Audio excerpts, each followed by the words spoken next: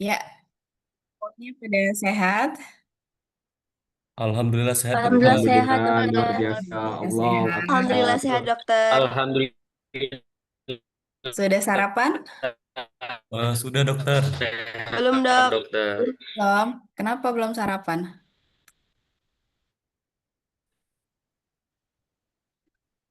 Ada yang belum sarapan? Kenapa ya belum sarapan ya? Lagi diet. Oke, perkenalkan ya. Saya dengan Dokter Gita. Gita di Prasasti dari Fakultas Kedokteran Universitas Sriwijaya ya. Jadi hari ini saya yang bertugas untuk mengampu mata kuliah organisme patogen ya untuk bagian parasitologi ya. Sebelumnya sudah ada ya kuliah untuk blok organisme patogen sudah ada Belum yang masuk dok. atau Baru saya Baru pertama, pertama ulangi kali. ya? dok. Belum ya? Oke, Belum baru dokter. pertama ya. Berarti eh ini perkenalan kalian dengan organisme patogen yang pertama ya. Nah, em, sebelum itu saya minta semuanya on cam dulu ya. Ini masih ada beberapa yang belum tampak ya. Ya, baik. Wulan udah bagus, Sakila belum kelihatan. Terus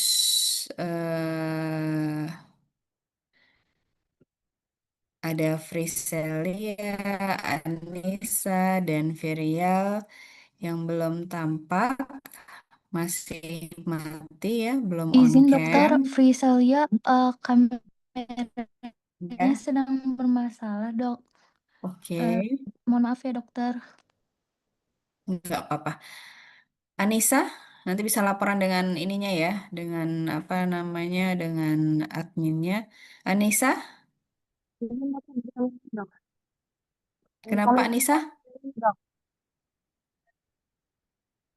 Nggak kedengar. Oh, oh ada dua device. Oke, oke, oke, ada dua device. Nih Putu juga sama nggak tampak nih Putu. Nah ya, jadi usahakan ini ada yang berada di luar ya. Mungkin kalau berada di luar ruangan, suara saya sulit dan saya juga sulit mendengar suara dari adik-adik ya. Jadi usahakan berada di dalam ruangan ya, seperti kita belajar seperti biasa ya. Rifananda juga. Ini nanti untuk absensi mungkin dengan admin langsung ya, yang bisa merekap aktivitas online-nya dan juga dokumentasinya ya.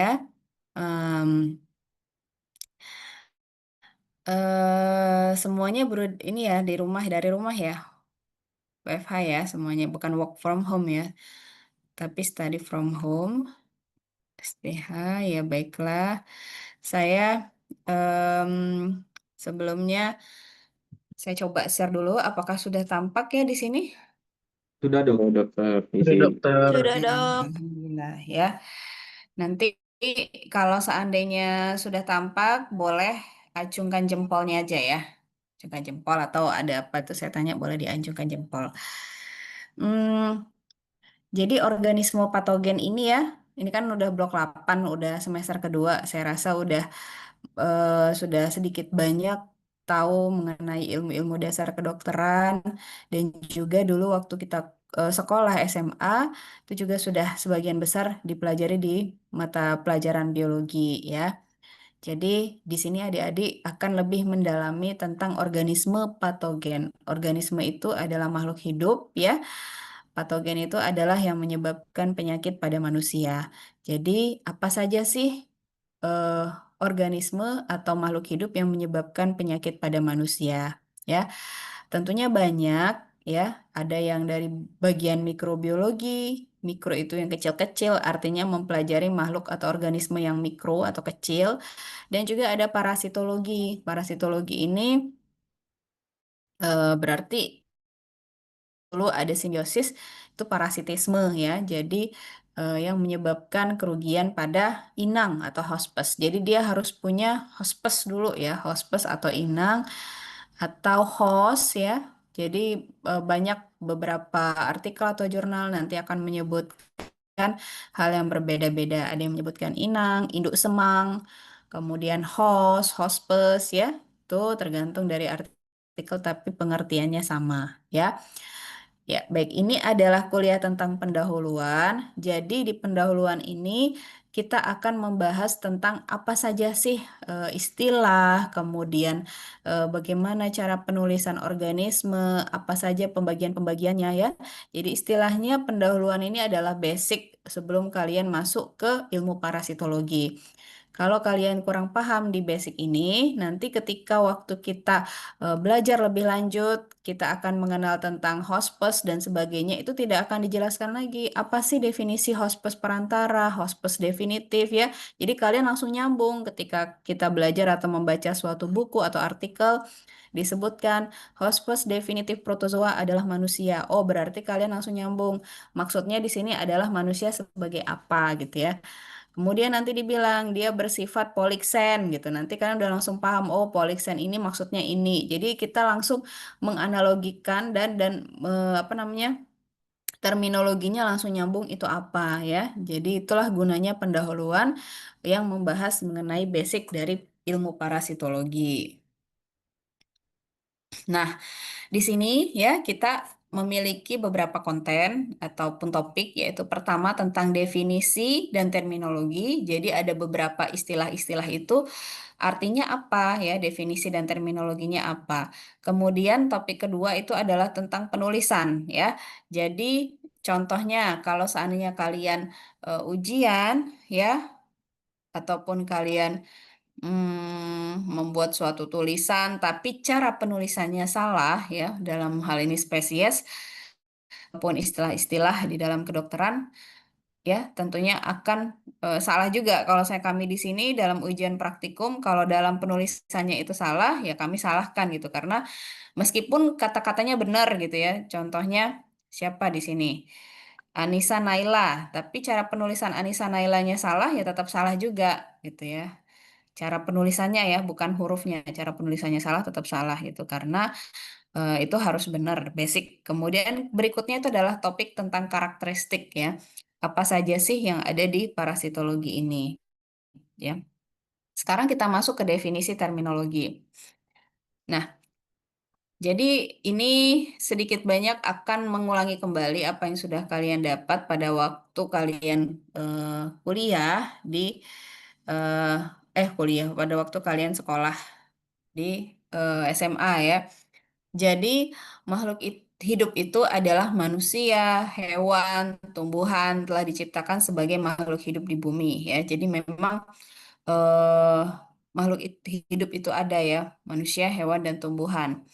Semua rezeki makhluk hidup itu telah diatur oleh Subhanahu wa Ta'ala ya. Jadi ini kan sesuai dengan kepercayaan kami umat Muslim. Jadi semua rezeki itu sudah ada yang mengaturnya. Termasuk diantaranya ada yang menggantungkan hidupnya dengan makhluk hidup lain untuk mencari makanan dan perlindungan. Ya, jadi bukan hanya manusia, hewan, dan tumbuhan saja sebenarnya sebagai makhluk hidup. Ada makhluk hidup lain. Contohnya apa? Parasit, mikroorganisme, virus, bakteri. Itu kan sebenarnya makhluk hidup yang diciptakan oleh Allah dan sebenarnya rezekinya juga sudah diatur. Tetapi sayangnya ketika dia mau mendapatkan rezeki itu akan merugikan organisme lain, ya kan? Karena memang sudah kodratnya seperti itu.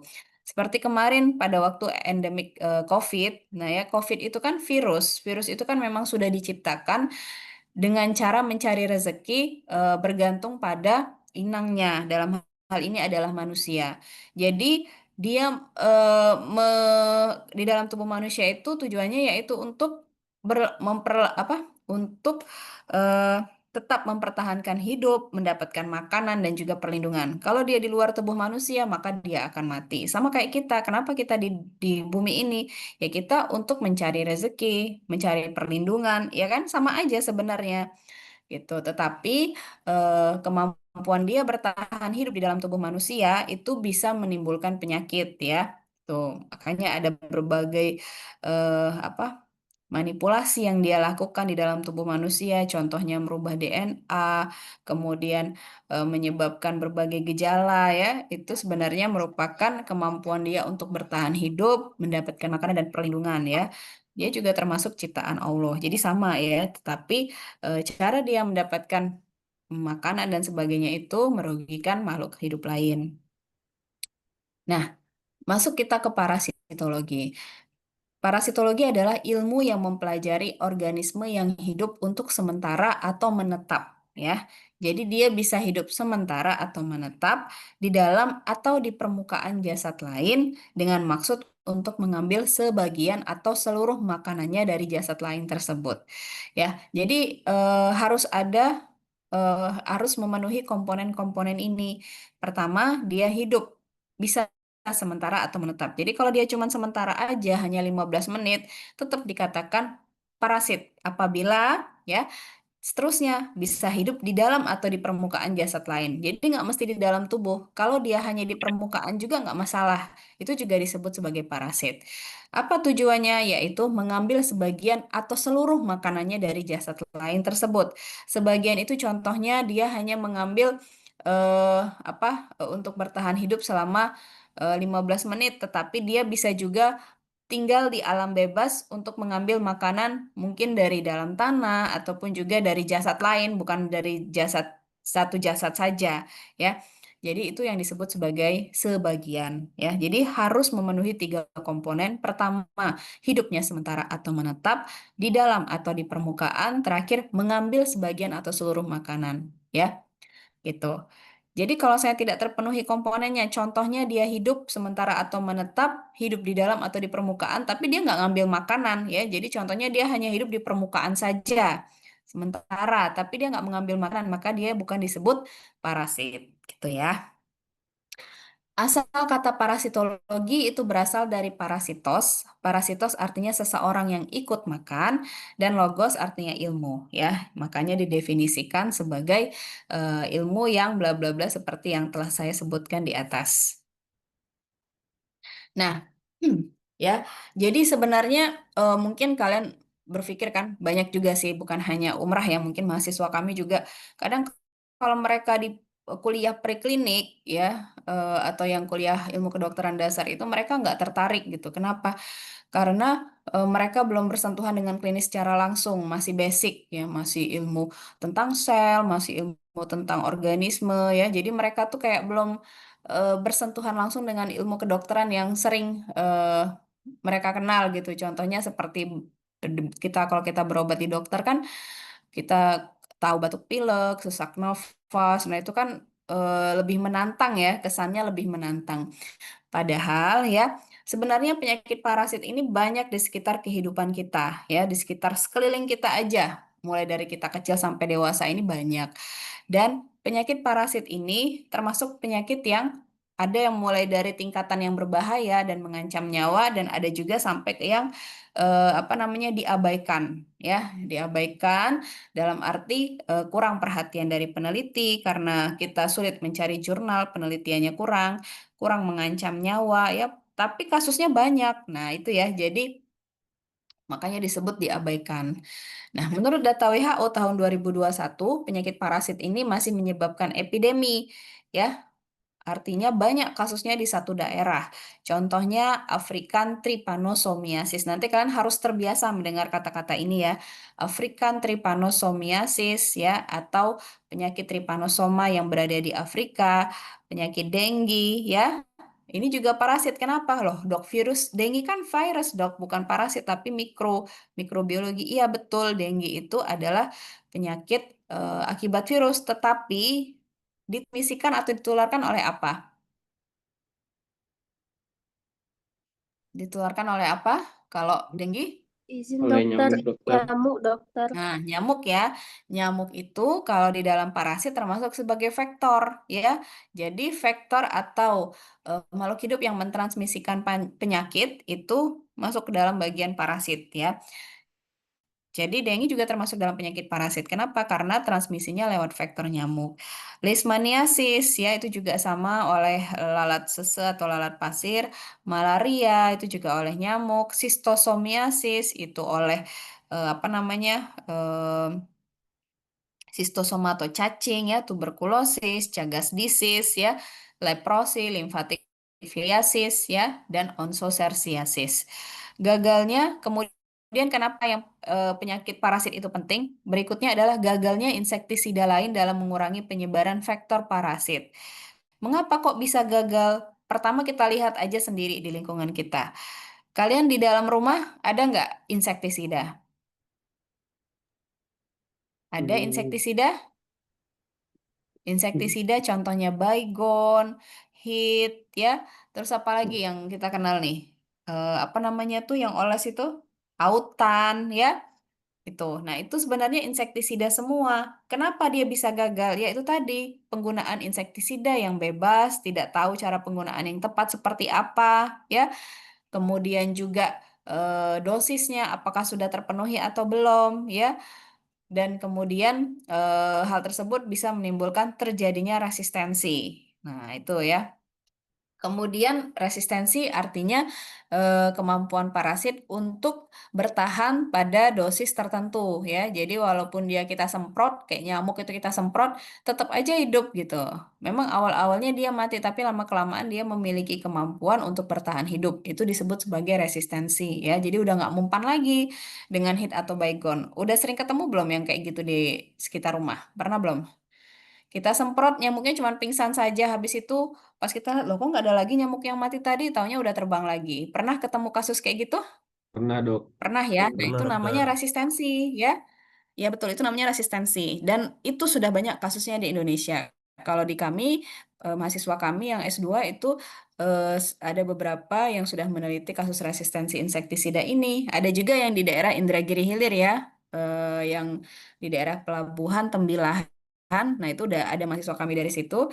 Dia menemukan sudah ada kasus resistensi insektisida ini ya. Jadi ini hal yang kayak sudah suatu hal yang lumrah di sekitar kita gagal insektisida ini ya. Jadi makanya harus hati-hati, bukannya malah membunuh vektor parasit, tapi justru menimbulkan penyakit lain bagi kita. Apa? Cancer ya kan? Kasus sesak nafas dan sebagainya yang diakibatkan oleh bahan kimia.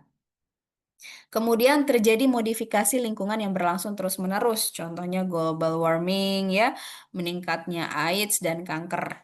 Ya, modifikasi lingkungan global warming ini bisa menyebabkan perubahan perilaku dari vektor, ya kan? Kemudian juga menurunkan kesehatan kita, kayak contohnya AIDS dan kanker. Ini jadi sistem imun kita menurun sehingga parasit ini juga lebih mudah untuk tetap hidup di dalam tubuh manusia. Ya, jadi daya tahan tubuh kita yang menurun sehingga mudah terjadi infeksi. Makanya penyakit parasit ini masih banyak terjadi di sekitar kita. Kemudian istilah lain itu adalah simbiosis. Nah, ini udah tahu ya simbiosis waktu kuliah SMA dulu. Simbiosis adalah hubungan timbal balik antara dua organisme atau makhluk hidup. Ya, jadi harus ada dua organisme dulu ya. Nah, berlangsung bisa sementara atau permanen dan macam-macamnya ada mutualisme, komensalisme, dan parasitisme. Ada yang tahu mutualisme itu apa? Mutual. Kalau tak ada yang tahu Saling boleh. menguntungkan dokter. Oke, betul Faza ya. Jadi mutualisme itu dua organisme ini saling menguntungkan. Ya, contohnya apa? Ya, Gagak dan kerbau dokter. gagak dan kerbau. Kemudian eh, komensalisme apa?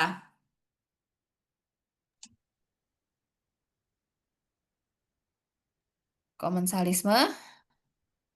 Di sini dokter, Komen satu makhluknya dirugikan apa tidak dirugikan, sementara yang satunya mendapat keuntungan dokter. Ya, betul. Contohnya, Contohnya anggrek dengan pohon inangnya dokter. ya itu ya. Yang paling sering juga adalah ikan hiu dan ikan remora ya. Itu. Kemudian yang terakhir itu parasitisme. Apa parasitisme? Yang tadi ya. Jadi satu untung, satu Rugi rugi dong. ya. Nah, ya nanti banyak kasusnya. Nah, ini ya. Jadi yang adik-adik jelaskan tadi udah tepat semua. Nah, sekarang kita masuk ke parasitisme.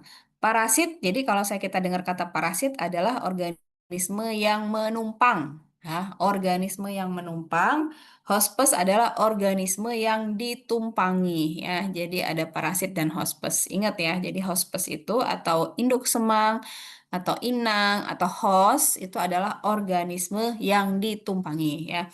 Jadi kalau seandainya eh, parasit ini jadi bukan hanya ini ya, jadi ini istilah dalam kedokteran, tetapi dalam kehidupan nyata juga kita sering ketemu yang seperti ini ya. Ada yang sifatnya sebagai parasit, ada juga yang sifatnya sebagai hospes ya. Mudah-mudahan kita bukan termasuk yang hospes, parasit ya. Tuh parasit, atau merugikan orang lain. Nah, hidup dengan cara menumpang pada makhluk lain ya.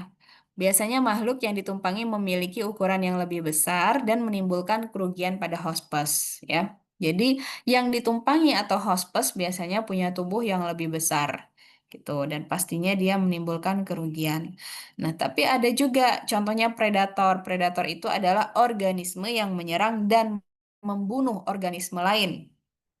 Ya, ini beda predator dengan hospes tadi dengan parasit tadi beda ya. Jadi kalau parasit itu dia menumpang, tapi kalau predator menyerang dan membunuh ya. Jadi bedakan antara predator dan parasit. Sedangkan organisme yang dibunuh dan dimakan disebut mangsa ya. Jadi beda ya kalau predator dan mangsa itu contohnya beruang dengan ikan gitu ya. Jadi memang diserang dan kemudian dibunuh. Kemudian ada lagi istilah yaitu infection dan infestation ya atau infeksi dan investasi. Ya, infeksi itu adalah invasi yang disebabkan oleh endoparasit ya. Endoparasit. Jadi dianya itu masuk ke dalam tubuh ya. Jadi di dalam tubuh invasi. Jadi bukan hanya di permukaan. Sedangkan kalau investasi adalah menempelnya ektoparasit. Ekto kan di luar ya. Jadi dia hanya menempel pada tubuh hospes atau di luar ya. Nah, itu. Jadi contoh infeksi apa kalau bisa kalian bayangkan dari definisi ini?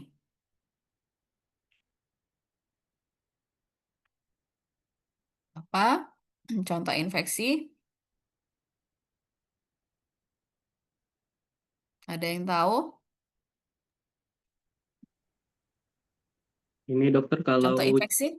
infeksi ini dokter filariasis atau kaki gajah dokter kan dia menutup saluran Masuk ya. endokrin. Saluran limpe ya, bukan Oh ya, endokrin. Tapi betul endokrin. contohnya ya. Jadi infeksi itu contohnya pada kasus filariasis ya, malaria ya, itu termasuk dalam infeksi. Kalau investasi ada yang tahu contohnya? Contohnya Kayak kutu, pacet dokter. gitu dokter. Kutu di rambut. Kutu di rambut ya. Ya, betul Pacet kutu di dokter. rambut, pacet atau apa namanya? Lintah ya. Lintah ya. Bahasa Indonesianya apa itu? Kemudian ada stadium infektif. Nah, ya. Jadi parasit ini memiliki stadium. Stadium itu contohnya seperti telur, larva, nimfa, dewasa itu namanya stadium. Dan ada stadium tertentu yang bersifat infektif. Infektif artinya dia bisa menginfeksi manusia, ya. Jadi contohnya cacing. Cacing itu tidak semua stadium bisa menginfeksi manusia, ya. Dia ada telur, larva, dewasa. Apakah cacing dewasanya bisa menginfeksi? Ya, maksud menginfeksi itu ketika dia berada di lingkungan luar, cacing dewasa yang parasit manusia itu apakah bisa menginfeksi manusia? Tidak, belum tentu, gitu ya.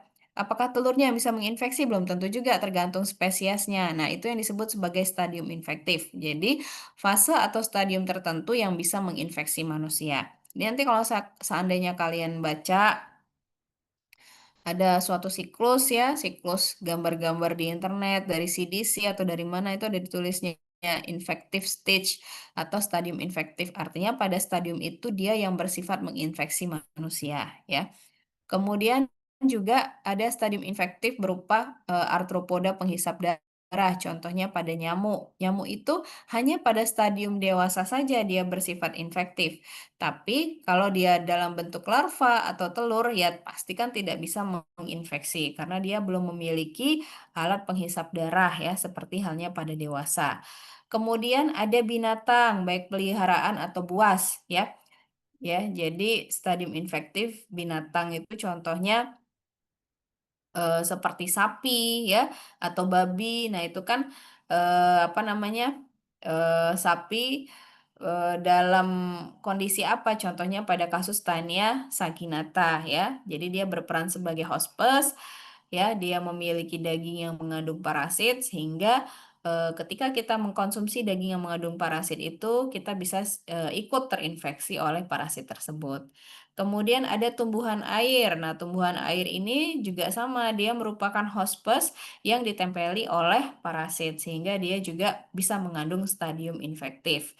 Kemudian dari manusia lain ya, contohnya dari seseorang yang infeksi ke orang lain. Ya, kita tahu contohnya pada kasus diare akibat protozoa.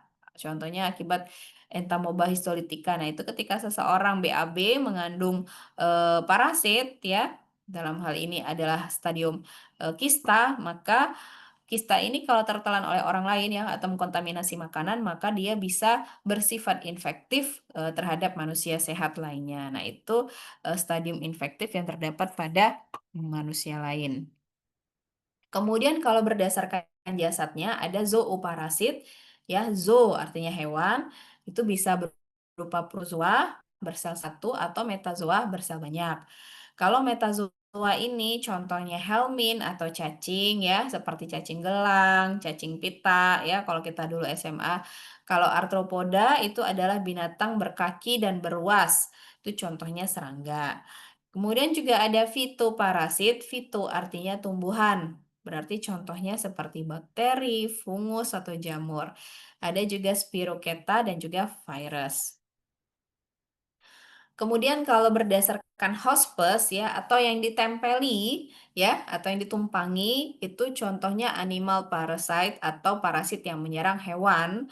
Kemudian ada plant parasite itu adalah parasit yang menyerang tumbuhan dan medical parasite atau parasit yang menyerang manusia ya. Gitu. Jadi ada parasit yang bisa menyerang lebih dari satu hospes bisa pada manusia dan hewan ya. Ada juga yang eh, manusia manusia dan hewan ya pada umumnya ya makanya ada eh, eh, zooparasit tadi ya kemudian juga ada zoonosis. Zoonosis itu berarti penyakit yang ditularkan dari hewan ke manusia karena dia memiliki hospes hewan dan manusia ya. Kemudian, nah ini hospes ya, istilah hospes ini ada hospes definitif, hospes perantara, hospes reservoir, hospes aksidental, dan vektor. Nih. Hospes definitif apa? Ya, jadi perlu diingat ini ya. Hospes definitif adalah hospes yang mengandung parasit stadium seksual. Ya, jadi ingat, kalau saya kita menyebutkan manusia sebagai hospes definitif, artinya di dalam tubuh manusia terdapat parasit stadium seksual, ya.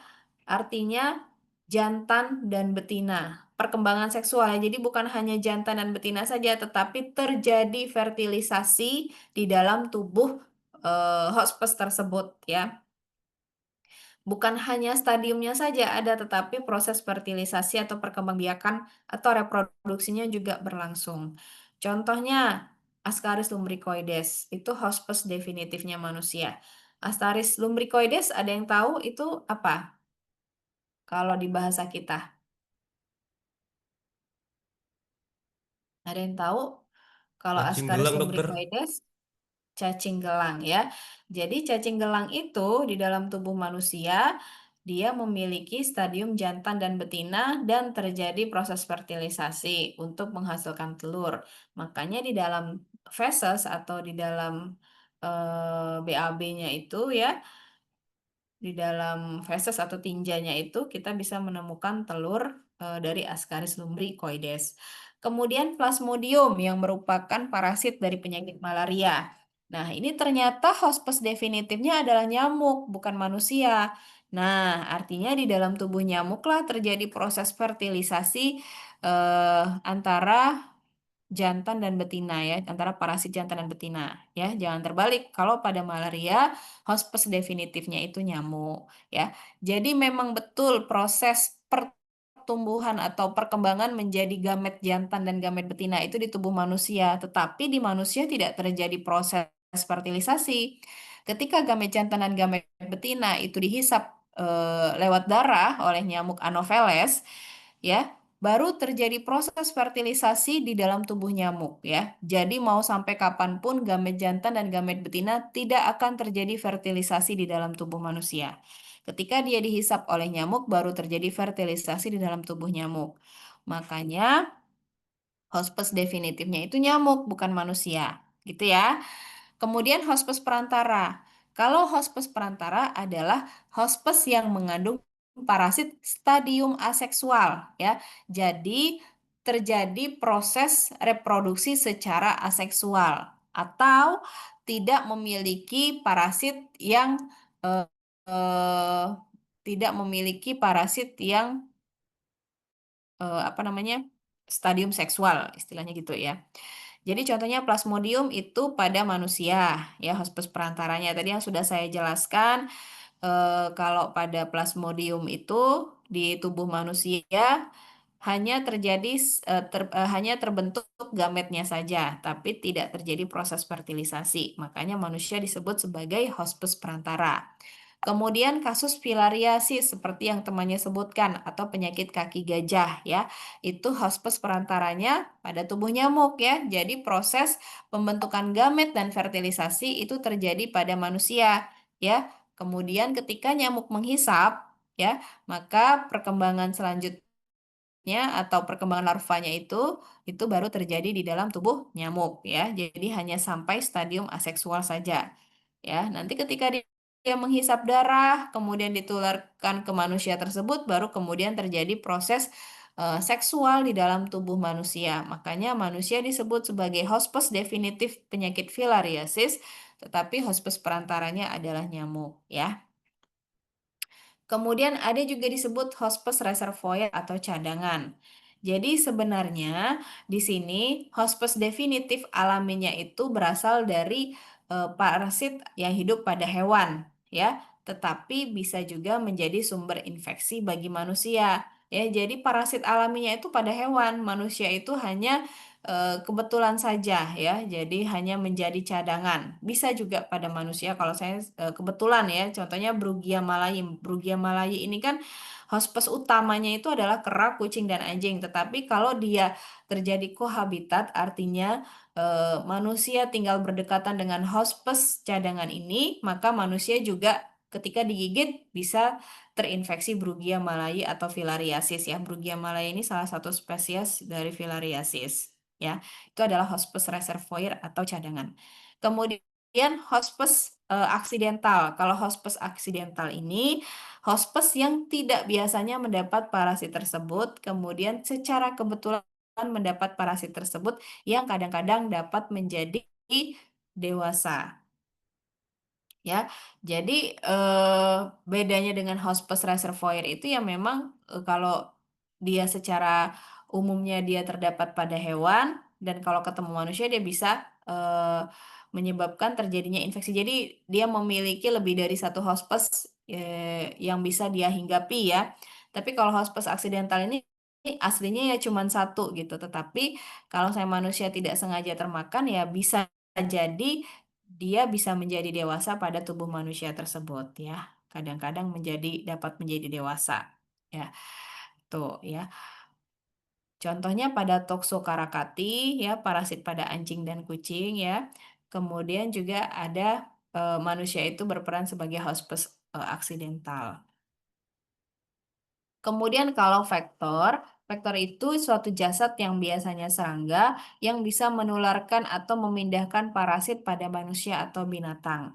Contohnya nyamuk. Nah, nyamuk itu kita sebut sebagai vektor karena dia bisa memindahkan penyakit ya dari satu manusia ke manusia lain. Itu contohnya pada malaria. Kemudian ada juga yang dari hewan ke manusia. Itu bisa juga pada filaria ya. Kemudian ada lalat glosina. Lalat glosina ini adalah lalat penghisap darah ya yang memindahkan satu parasit namanya trypanosoma dari satu manusia atau dari hewan ke manusia. Itu disebut juga sebagai penyakit tidur Afrika atau sleeping sickness. Kemudian ada juga zoonosis. Zoonosis adalah penyakit yang bisa ditularkan dari hewan ke manusia atau sebaliknya. Umumnya berupa infeksi langsung seperti trichinosis akibat Trichinella spiralis ya, yang harusnya ada pada hewan, kemudian kalau ke manusia bisa terjadi infeksi. Kemudian sistiserkosis. Sistiserkosis ini adalah penyakit akibat larva Taenia ya, Taenia solium atau cacing pita babi yang bisa berkembang pada manusia ya. Kemudian sebagian besar penyakit yang ditularkan oleh hospes perantara, serangga, dan moluska ya. Jadi kalau ada hospes perantara seperti nyamuk ya, itu bisa jadi merupakan zoonosis. Dan juga moluska ini contohnya keong ya. Ada sejumlah cacing yang ditularkan lewat keong ya. Jadi yang awalnya itu pada hewan, dia bisa berkembang ke manusia.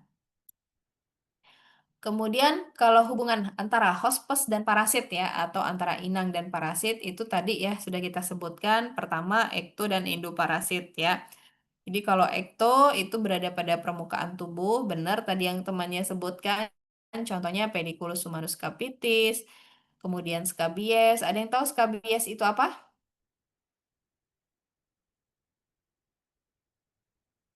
Ada yang bisa menjawab kira-kira kalau scabies itu apa ya? Dia tuh kayak gatal-gatal gitu dokter. Terus tadi timbul kayak semacam luka. Dulu pernah kena di pondok sih dokter. Oh, Reza dari pondok ya? Iya dokter, dulu pernah pondok soalnya. Ya, ya. Jadi kalau skabies itu biasanya penyakit yang rutin terjadi di pondok ya, bahkan sampai disebutkan kalau belum kena skabies belum sah jadi anak pondok ya. Nah, itu salah satu paradigma yang salah ya, paradigma atau POV yang salah. Karena kalau skabies itu kan penyakit kok malah dinormalisasi ya, itu yang salah ya. Jadi itu yang harus diperbaiki salah satunya oleh dokter ya, supaya santrinya tidak berpikir demikian. Kemudian ada juga endoparasit ya. Tadi kalau ekto dia di permukaan, kalau endo dia di dalam ya. Berarti dia hidup di dalam tubuh ataupun di organ-organ. Contohnya Ascaris lumbricoides, cacing pita atau Taenia, ada juga amuba atau entamuba ya. Ya, protozoa dan juga ada plasmodium yang hidup di darah. Ada juga yang namanya hubungan obligat dan fakultatif. Kalau obligat itu artinya seluruh hidupnya tergantung pada hospes tersebut. Kalau tidak ada hospes itu, dia akan mati. Ya, contohnya Ascaris, Trichuris trichiura, dan Plasmodium ya. Jadi dia harus hidup pada hospes tersebut ya. Kemudian kalau fakultatif berarti yang bisa tetap hidup walaupun di luar tubuh hospes. Jadi meskipun dia sebagian besar hidup. Jadi maksudnya gini ya, obligat sama fakultatif ini. Jadi kalau saya fakultatif itu, kalau saya kita letakkan parasit itu di alam bebas, dia masih bisa hidup gitu ya. Dia masih bisa melewati berbagai stadium hidupnya ya, mulai dari larva jantan betina, kemudian fertilisasi, menghasilkan telur, telur nanti berkembang menjadi larva lagi. Nah, itu siklus hidupnya bisa berlangsung di luar tubuh hospes. Tapi kalau obligat ini ada satu stadium yang harus pada tubuh manusia. Contohnya Ascaris lumbricoides. Ini kan cacing yang ditularkan lewat tanah, ya. Jadi memang ada stadium yang harus berlangsung di tanah supaya dia bisa berkembang. Setelah dia berkembang menjadi infektif, baru dia ketika ketemu manusia, baru dia bisa menginfeksi. Nah, tapi meskipun demikian ya, meskipun dia tetap berada di dalam tubuh manusia dan harus lewat manusia, ketika dia juga tetap harus berada di luar gitu. Jadi maksud parasit yang seluruh hidupnya tergantung pada hospes itu artinya dia tetap harus ada hospes itu supaya bisa melanjutkan siklus hidupnya. Kalau nggak ada satu hospes, maka dia bisa mati, gitu ya. Itu namanya parasit obligat, ya. Kalau fakultatif itu mau dia di manusia dia berkembang, di tanah dia juga tetap bisa berkembang. Itu bedanya. Nah, kemudian ada juga istilah monoksen dan poliksen.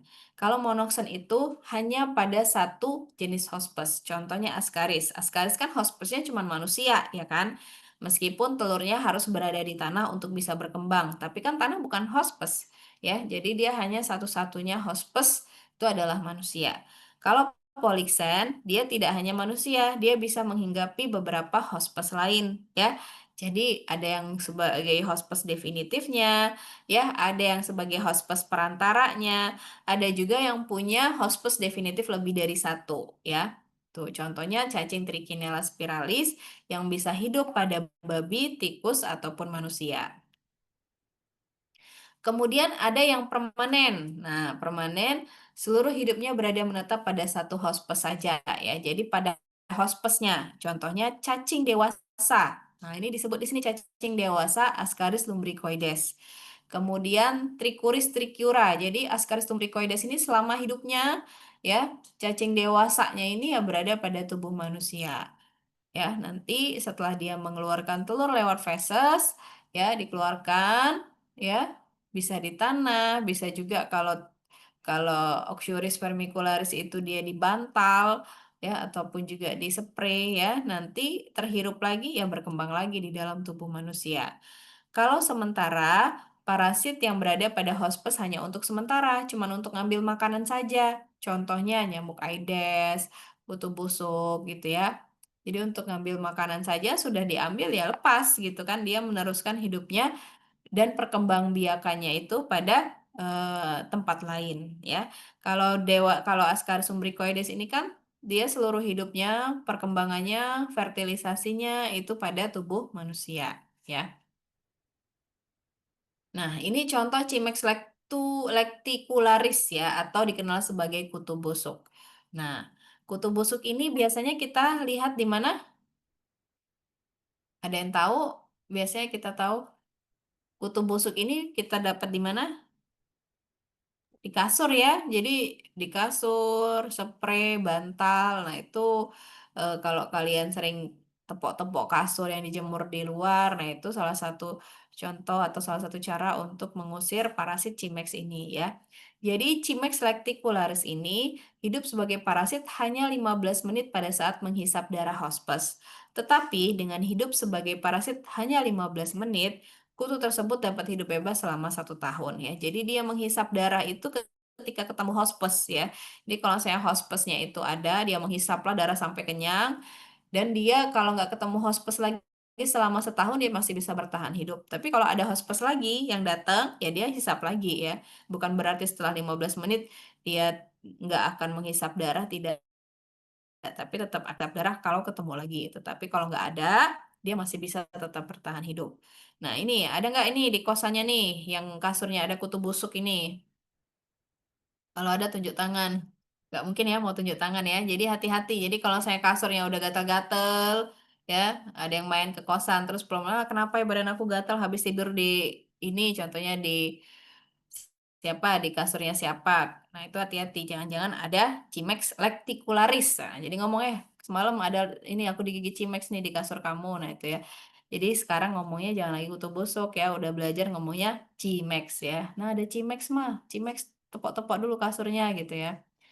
Jadi karena sudah tahu istilah ilmiah hewan tersebut.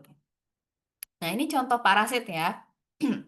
Ada hookworm atau cacing tambang di dalam usus ya. Cacing tambang ini ukurannya kecil sekali ya, tapi masih bisa dilihat secara kasat mata ya, cacing tambang. Kemudian ada petirus pubis atau kutu rambut kelamin. Nah, jadi yang selama ini biasa kalian tahu ada kutu kepala, nah ternyata ada juga kutu rambut kelamin. Jadi dia hingga pada daerah rambut-rambut di daerah kelamin ya. Tuh, kemudian atau namanya petirus pubis. Kemudian ada Giardia lamblia. Ini adalah salah satu contoh protozoa yang hidup di usus manusia.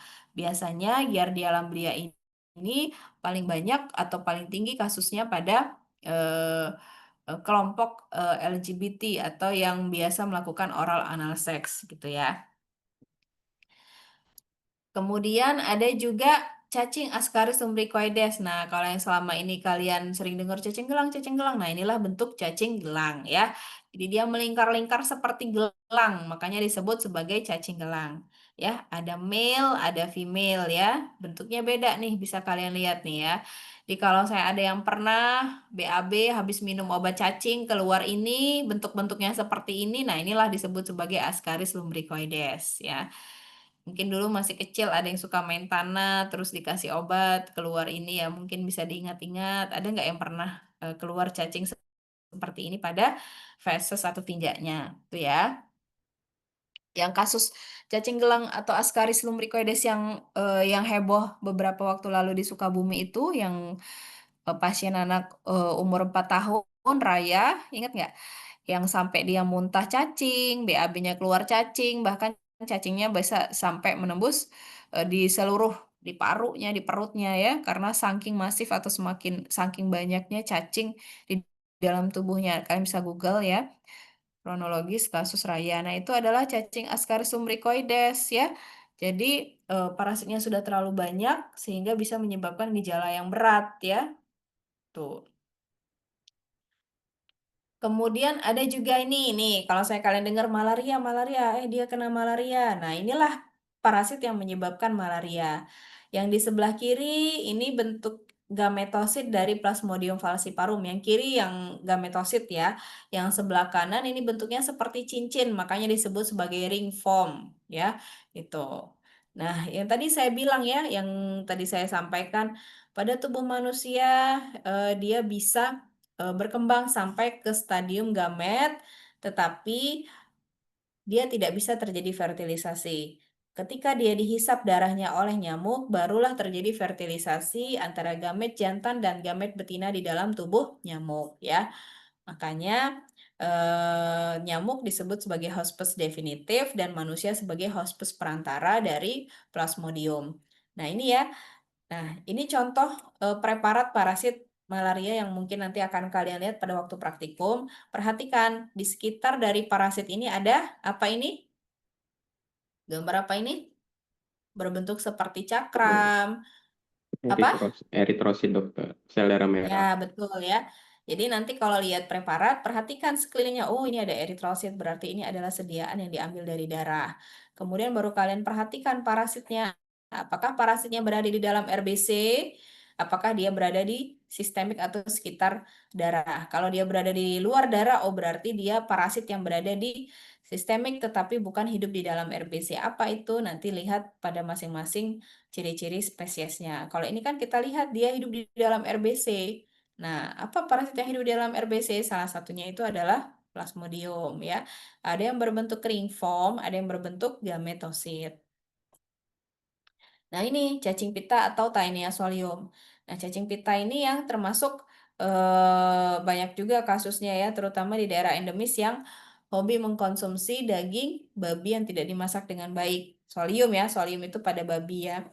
Tuh, panjang sekali cacingnya dan bersegmen. Nah, ciri-ciri ini nanti yang akan kita ketahui supaya tahu kalau saya kita di feses ketemu telurnya atau ketemu cacing yang bersegmen. Nah, ini adalah salah satu contoh Taenia solium ya. Panjangnya bisa bermeter-meter bahkan sampai 10 meter ya.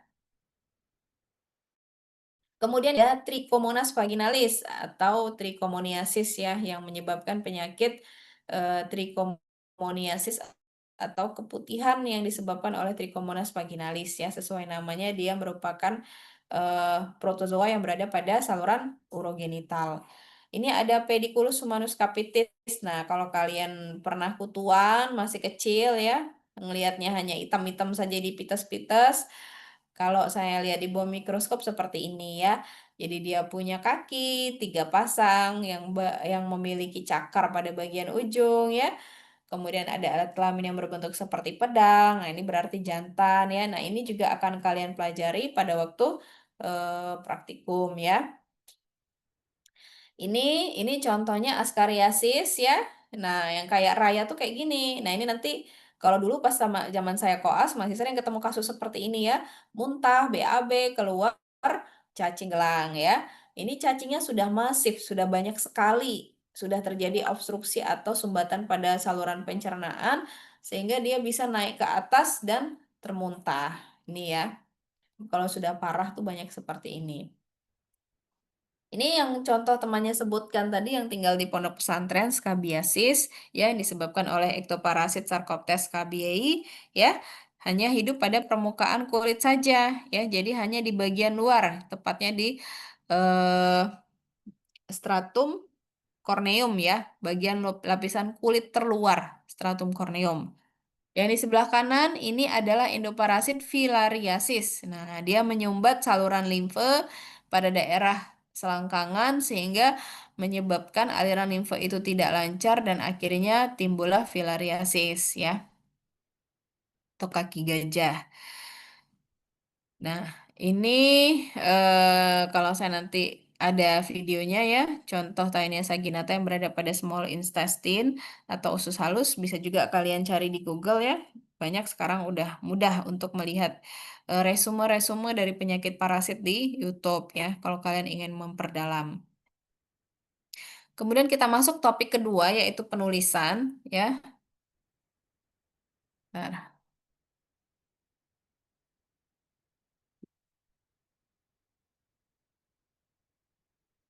penulisan. Nah, kalau penulisan parasit ini ya, jadi kan kenapa sih harus ada penulisan parasit yang standar ya? Kenapa? Karena sebenarnya nama parasit itu ada yang berasal dari nama lokal, nama umum, ada juga yang menggunakan nama ilmiah ya. Contohnya saja di kita, cacing gelang ya kan? Kita taunya cacing gelang, tapi sebenarnya dia punya nama ilmiah. Nama ilmiah ini tujuannya supaya ketika kita menyebutkan ya satu spesies, itu seluruh dunia tuh tahu, oh ini spesiesnya ya, karena bisa jadi penyebutan namanya berbeda-beda ya pada tiap daerah dan bahkan nama yang berbeda itu bisa juga nama spesies yang dirujuk juga berbeda. Contohnya nih, cacing benang. Kalau di Amerika, cacing benang itu spesiesnya Strongyloides stercoralis ya. Tapi kalau kita nyebut cacing benang di Inggris itu adalah Enterobius vermicularis. Nah, jadi beda gitu ya.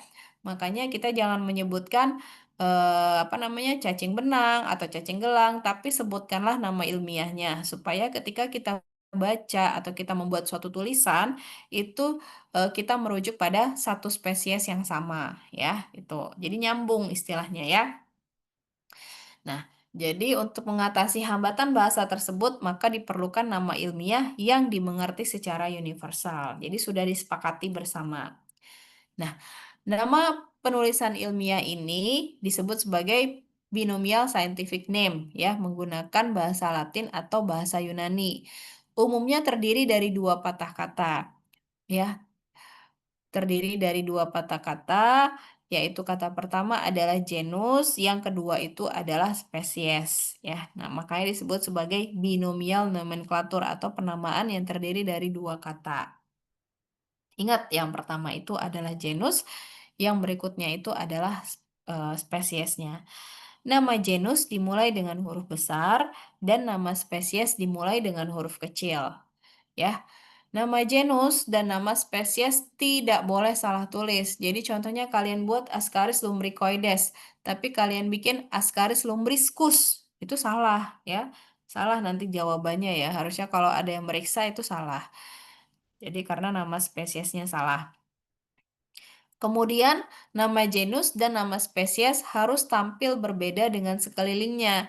Jadi, dengan tulisan-tulisan huruf di kanan kirinya itu harus beda. Bagaimana cara membedakannya? Yaitu dengan cara dicetak atau ditulis miring atau juga digaris bawahi. Jadi, nanti kalau saya pada waktu ujian praktikum, itu harus kayak gitu. Jadi, seandainya ditanya apa nama spesies ini, maka kalian harus menulis dengan cara dicetak miring, ya.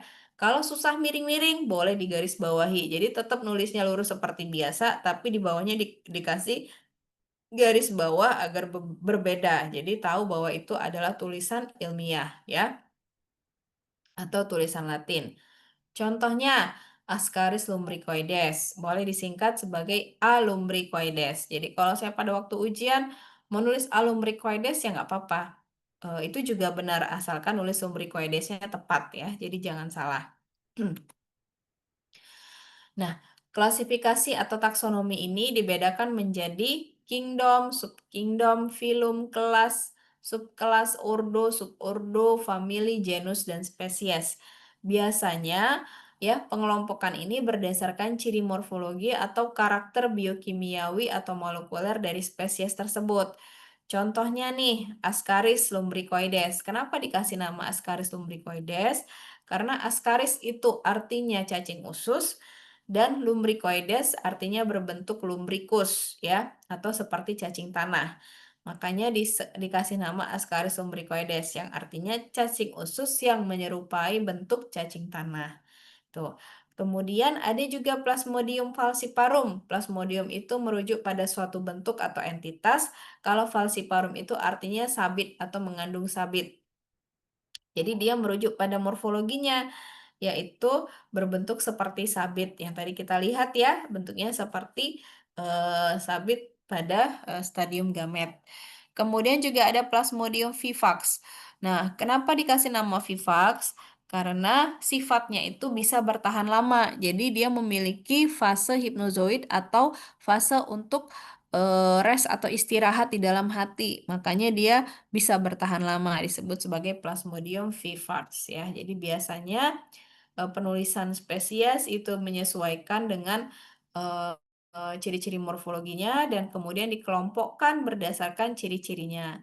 Ya, contohnya lagi apa? Ascaris dia termasuk ke dalam kelas nematoda. Kenapa nematoda? Karena arti nematoda itu adalah cacing yang berbentuk bulat atau gilik gitu ya. Nah, ini contohnya kalau pada Plasmodium ya, kita kelompokkan kepada protozoa ya atau hewan bersel satu ya. Kemudian dia masuk ke dalam sporozoa kelasnya. Kenapa kelas sporozoa? Karena sporozoa ini artinya protozoa yang tidak memiliki alat gerak ya. Jadi disebut sebagai sporozoa. Ada juga kelas flagellata ya, kelas ciliata. Nah, itu kalau flagellata berarti dia memiliki alat gerak berupa flagel dan seterusnya. Kemudian kita lanjut ke karakteristik ya. Nah, ini ada pembagian dari cabang-cabang parasitologi, ada protozoologi darah dan jaringan ya, ada yang hidupnya di usus dan urogenital. Kemudian ada helmin atau cacing, ada yang hidupnya di usus dan darah, ya, ada cestoda usus, ada trematoda, usus paru, darah dan hati ya. Jadi kalau helmintologi ini dia disesuaikan dengan morfologinya. Kalau nematoda itu artinya cacing gilik atau cacing yang berongga. Ya, salah satu contohnya adalah Ascaris lumbricoides. Kalau cestoda itu adalah cacing pipih, tapi pipihnya itu bersegmen, ya, seperti pita dan bersegmen. Jadi kayak ada ruas-ruas bisa lepas-lepas gitu per segmennya. Itu contohnya Taenia solium. Kemudian ada trematoda. Trematoda ini juga sama cacing pipih, tapi bentuknya seperti daun, ya. Contohnya Schistosoma, Paragonimus westermani, dan seterusnya. Kemudian ada juga entomologi. Nanti pembagiannya itu ada non-diptera dan diptera. Kalau diptera itu serangga yang bersayap yang ini ya, yang seperti contoh nyamuk gitu ya, lalat. Kalau non-diptera itu dia serangga di luar dari itu, contohnya seperti eh, apa namanya?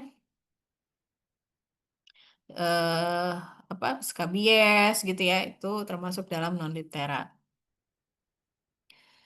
Kemudian sumber infeksi parasit. Nah, dari mana saja sih kita bisa terinfeksi oleh parasit ya? Pertama dari air dan tanah yang terkontaminasi. Nah, ini contohnya apa? Ada yang tahu air dan tanah yang terkontaminasi? Dia terkontaminasi apa biasanya? Ada yang bisa kasih penjelasan? Bisa bantu?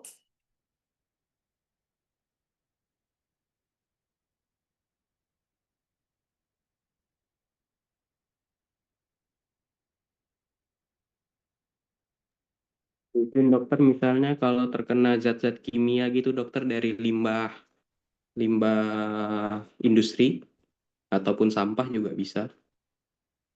Nah, ini kita Bagi konteks parasit ya. Maksud sampah dan limbah industri seperti apa nih? Contoh sumber infeksi parasit yang Oh yang ya. Mm-mm. Ada yang bisa tambahkan? Izin dokter, kalau misalnya kebiasaan masyarakat yang buang air sembarangan itu kayak misalnya di tanah, habis itu tanahnya ada telur atau Hmm, apa cacing itu bisa nggak dokter? Ya, betul ya. Jadi air dan tanah yang terkontaminasi.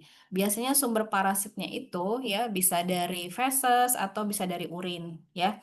Jadi kalau dia dari feses atau urin mungkin di dalamnya mengandung telur cacing ya yang kemudian bisa tertelan oleh manusia. Nah, bisa juga telur dan cacing itu ya telurnya menetas menjadi larva, larvanya itu masuk lewat kulit ya, bisa seperti itu. Itu dari air dan tanah yang terkontaminasi. Nah, air dan tanah ini ya bisa masuk langsung ke dalam tubuh manusia, tapi bisa juga lewat kontaminasi pada makanan. Nah, jadi contohnya ada apa namanya ibu-ibu ya ya dia sedang mengalami diare, kemudian dia membersihkan makanan tanpa mencuci tangan terlebih dahulu sehingga di makanannya itu mengandung larva atau stadium infektif dari parasit. Nah, ketika dia mengolah makanan ya dan kemudian makanannya itu dimakan oleh orang lain ya, maka makanan itu bisa menginfeksi orang lain tersebut. Biasanya ini makanan yang tidak dimasak dengan baik. Contohnya apa? Ya, contohnya seperti lalap ya, lalap-lalapan itu ataupun juga makanan matang yang dia olah dengan tangan tanpa menggunakan APD ya, tanpa menggunakan sarung tangan. Nah, itu juga bisa mengontaminasi makanan dan kemudian termakan. Kemudian sumber infeksi parasit itu berasal dari serangga penghisap darah. Contohnya apa? Apa contohnya? Nemu loh. Nyamuk, betul ya. Jadi di dalam tubuh nyamuk mengandung parasit, bisa plasmodium, bisa juga eh, parasit lain ya. Itu juga lalat penghisap darah juga iya. Kemudian dari hewan piaraan atau hewan liar yang mengandung parasit. Ini contohnya apa? Tadi ada yang sudah kita bahas, apa? Hewan peliharaan Okso atau dok. hewan. Okso dari Kenapa? kucing Ya, atau betul anjing ya. dok. Ya, betul ya, tuksu ya. Ada juga dari tadi hewan babi yang sudah kita pernah sebutkan, Trichinella spiralis ya, atau juga sapi ya, sapi contohnya yang hidup pada daging sapi itu kan hewan peliharaan, hewan ternak ya, mengandung Taenia saginata dan seterusnya.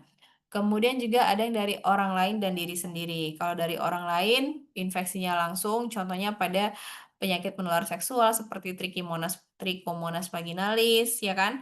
Atau juga dari diri sendiri, contohnya pada penyakit autoinfeksi Protozoa Entamoeba histolytica. Nah, itu amoeba dari fesesnya, kemudian ketika dia membersihkan yang mengandung protozoa itu tidak mencuci tangan dan langsung makan, maka parasit yang terdapat di tangannya itu bisa menginfeksi kembali atau terjadi autoinfeksi.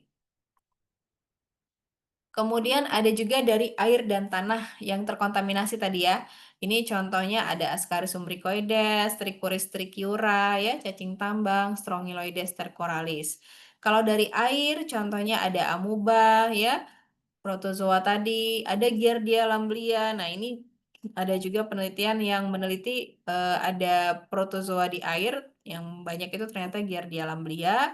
Kemudian ada telur Taenia solium ya. Kenapa? Karena Taenia solium ini harus bertemu dengan air dulu untuk menetas menjadi larva ya. Bukan menetas menjadi larva, untuk berkembang ya. Jadi telurnya itu harus berkembang menjadi embrio itu di air, ketemu sama air dulu ya. Jadi bukan dalam lingkungan yang kering. Kalau di lingkungan yang kering maka telurnya itu akan mati. Tapi kalau telurnya itu bertemu di dalam air, bertemu air ya, bukan berarti dia harus nyemplung di kolam, bukan, tapi harus terkena air. Contohnya itu telur Taenia solium ini kan keluar dari feses itu masih dalam bentuk sel. Ketika dia ketemu dengan air, maka sel itu bisa berkembang menjadi embrio dan kemudian bisa termakan dan menginfeksi. Maksudnya seperti itu. Kemudian juga ada serkaria infektif dari trematoda darah. Nah, itu masuk ke dalam tubuh manusia melalui penetrasi ke kulit atau menembus lapisan kulit untuk masuk ke dalam aliran sistemik tubuh. Kemudian ada dari makanan yang mengandung larva infektif, contohnya pada ikan air tawar, pada ketam atau kepiting dan udang, pada daging babi, ya, pada daging sapi. Kalau serangga penghisap darah itu ada nyamuk, ya. Lalat juga bisa menularkan. Pertama malaria ini ditularkan oleh nyamuk apa? Anopheles ya, nyamuk Anopheles betina. Kemudian juga ada filaria yang ditularkan oleh nyamuk juga. Nyamuk apa? Ya, macam-macam. Ada nyamuk culex ya. Ada nyamuk banyak ya kalau filaria ini hospes atau vektornya. Kemudian ada juga hewan peliharaan dan hewan liar. Ya, contohnya anjing yang merupakan sumber penularan Histahidatit, Echinococcus granulosus. Kemudian juga ada visceral larva migran dari Toxocara canis dan Toxocara cati. Kemudian ada juga hewan herbivora yang merupakan sumber penularan dari Trichostrongylus spp. Jadi eh, hewan tersebut mengandung eh, cacing di dalam eh, saluran pencernaannya. Jadi ketika dia BAB dan kemudian BAB-nya itu mengkontaminasi makanan ataupun tangan pada manusia, dia juga bisa menjadi sumber penularan. Nah, ini tadi dari orang lain dan diri sendiri ya. Ada yang disebut juga sebagai autoinfeksi. Kemudian kalau tadi sumber penularan, sekarang adalah transmisinya atau bagaimana cara dia menularkan. Pertama, oral ingesti, jadi masuk lewat oral ya atau lewat mulut. Contohnya kista matang dari amuba atau entamuba histolytica, kemudian telur matang dari Ascaris lumbricoides, Trichuris trichiura, Enterobius vermicularis ya. Ada juga yang lewat penetrasi kulit, contohnya larva cacing tambang, kemudian gigitan nyamuk ya ataupun gigitan serangga, kemudian juga ada tungau contohnya Sarcoptes cabiai. Yang ketiga itu ada inhalasi, inhalasi atau menghisap melalui hidung, contohnya telur Enterobius vermicularis ya atau kalau kita nyebutnya itu Enterobius ini eh ya Enterobius vermicularis ya, telur cacing yang berada pada bagian permukaan anus ya. Kemudian contohnya pada anak-anak dia nggak pakai celana, maka ketika dia menggosok-gosokkan mungkin pantatnya di kasur, di spray atau di bantal, maka telurnya itu bisa menempel. Nah, telur yang menempel ini kalau saya dia tidur dan terhisap ya, terhisap lewat hidung ya, jadi dia nggak menggigit-gigitin bantal, jadi hanya bernafas saja di dekat bantal itu, maka dia bisa masuk lewat jalur pernafasan. Kemudian juga ada transplasental atau konginetal, artinya dia lewat jalur dari ibu ke bayi. Contohnya pada infeksi Toxoplasma gondii, kemudian Plasmodium ya.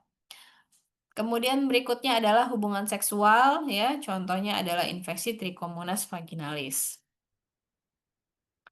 Diagnosis laboratorium ya, ini yang paling gold standard atau yang paling utama itu adalah menggunakan pemeriksaan mikroskopis.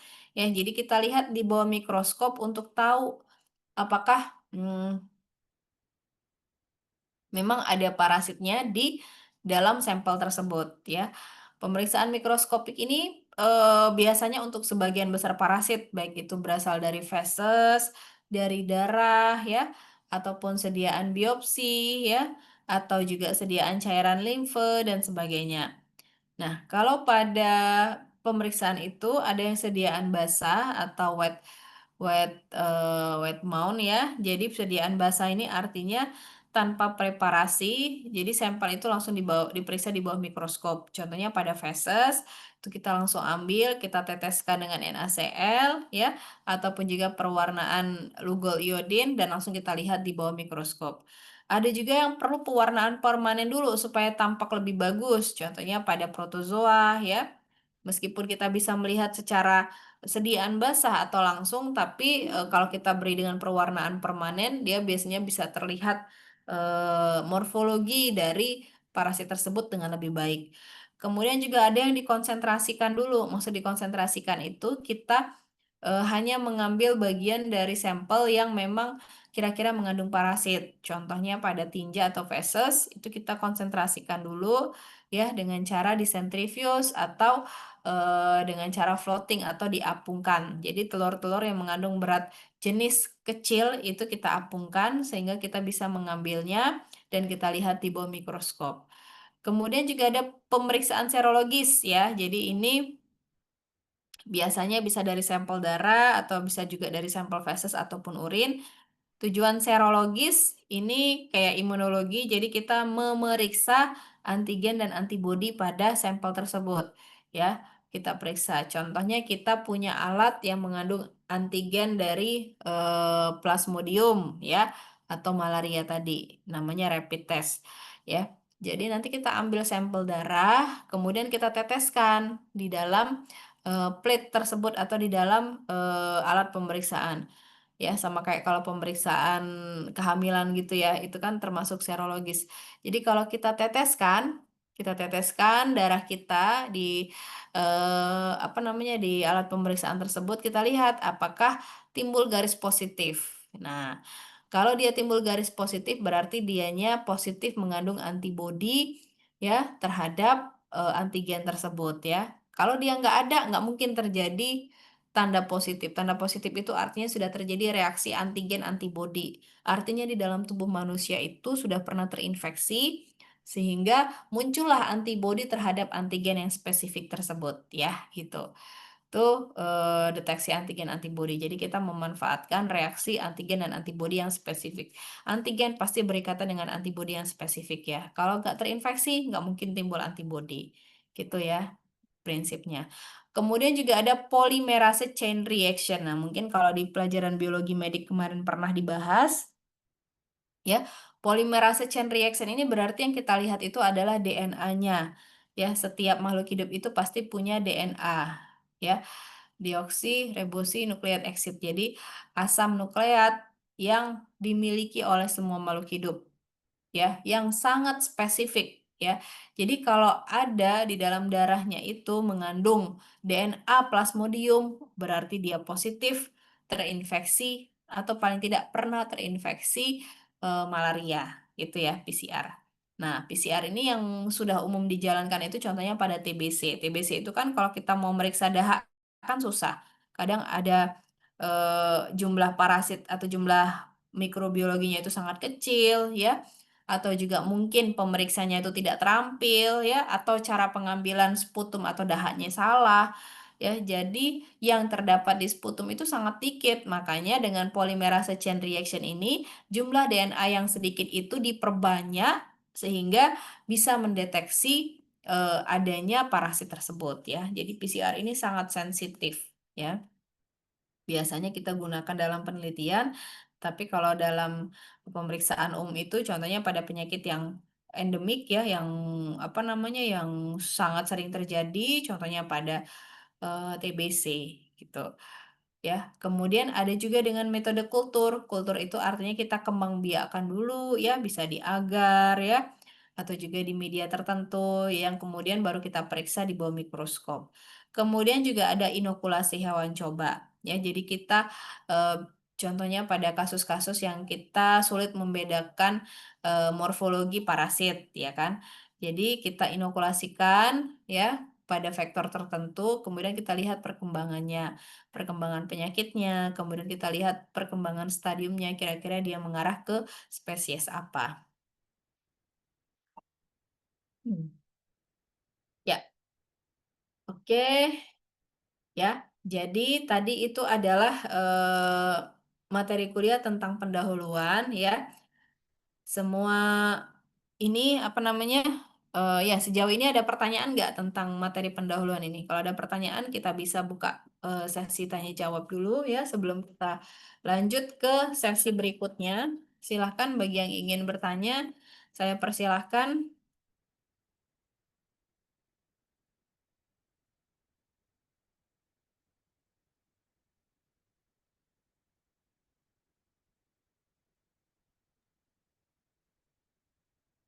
Izin dok, perkenalkan nama saya Mulyadi Manurung. Mm-mm. Izin bertanya dok, tadi kan pembagian dari parasitologi itu ada helmintologi, protozoologi, dan entomologi. Kira-kira apakah mikologi itu termasuk dari parasitologi juga atau tidak dok? Ya, baik ya. Terima kasih pertanyaannya. Panggilannya apa? Mul, Yadi, M- Mulai aja dok. Mul. Oke. Iya dok. Baik, Soalnya Mul. beberapa literatur yang saya baca itu kalau Hmm? parasitologi itu ada mikologi juga. Jadi soalnya yang dipresentasikan sama dokter itu kan hanya helmintologi, protozoologi, sama entomologi. Kira-kira Ya, apakah sekarang ini apakah mikologi ini masih termasuk termasuk parasitologi atau tidak dok? ya, baik. Terima kasih ya. Jadi, apa namanya? Mikologi itu tergantung, sebenarnya tergantung dari apa di mana ya, di mana kita apa namanya kuliah ya. Jadi tergantung tergantung institusinya gitu. Jadi kalau saya secara secara keilmuannya, ya mikologi itu kan termasuk dalam parasit juga ya. Miko jamur itu kan memang termasuk sebagai parasit karena dia menumpang hidup pada hospes dan kemudian mengambil makanan dari hospes ya. Prinsipnya kan seperti itu. Tapi eh, kalau di tadi balik-balik ke institusi. Ya, jadi kalau di Unsri itu memang ada bagian mikrobiologi yang juga mengembangkan ilmu jamur ini, ilmu mikologi ini. Dan kalau di kita, mikologi itu yang masuknya ke dalam mikrobiologi tadi, kalau di Unsri ya. Tapi kalau kayak di Unpad ya, saya lupa kalau nggak salah di Unpad itu mikologi dia masuk ke dalam parasit ya, bukan ke bagian mikronya. Itu. Jadi tergantung dari institusi, tapi secara prinsipnya ya mikologi ya termasuk juga dalam parasit ya. Karena kan prinsip parasit itu adalah dia merupakan organisme yang bersifat parasit ya atau merugikan inangnya dengan cara menumpang hidup dan mengambil makanan dari inang tersebut ya. Jadi dia termasuk dalam parasit. Cuman memang pembagian eh, pengajarannya saja yang berbeda. Kalau di kita, kalau di Unsri itu dibagi dua. Yang mikologi memang masuknya ke dalam mikrobiologi gitu ya. Jadi yang di kita hanya protozoa, kemudian entomologi dan helmintologi. Jadi pembagiannya saja gitu, Mul. Ada pertanyaan lagi terkait hal tersebut? Cukup dok. Udah terima Ya, kasih dok. ya. Kemudian yang lain ada pertanyaan? Kalau masih ada pertanyaan, nggak apa-apa, silakan ditanyakan ya. Mumpung kita masih buka sesi tanya jawab.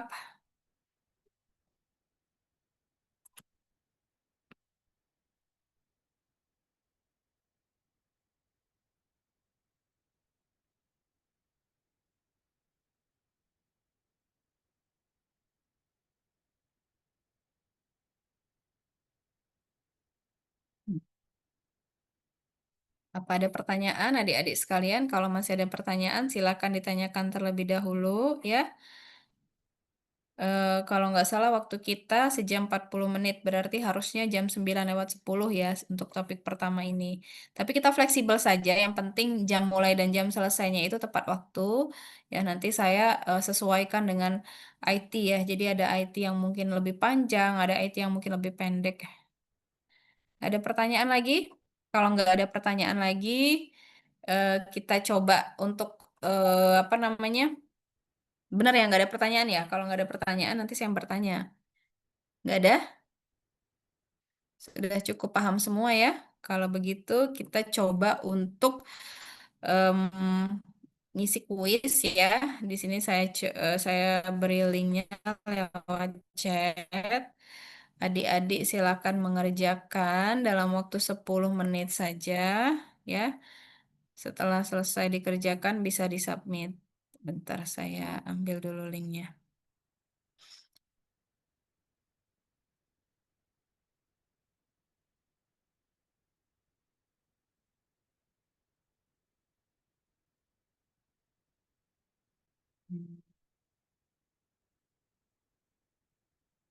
Oke.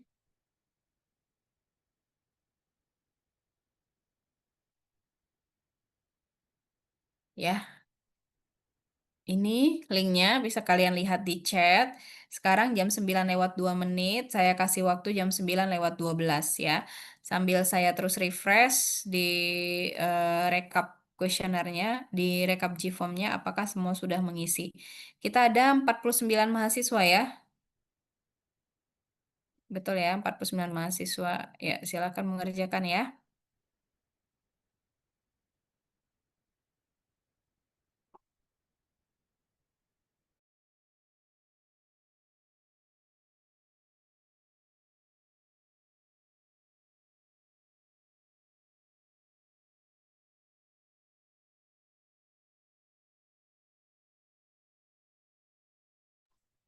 Izin dokter, di device saya nggak bisa dokter.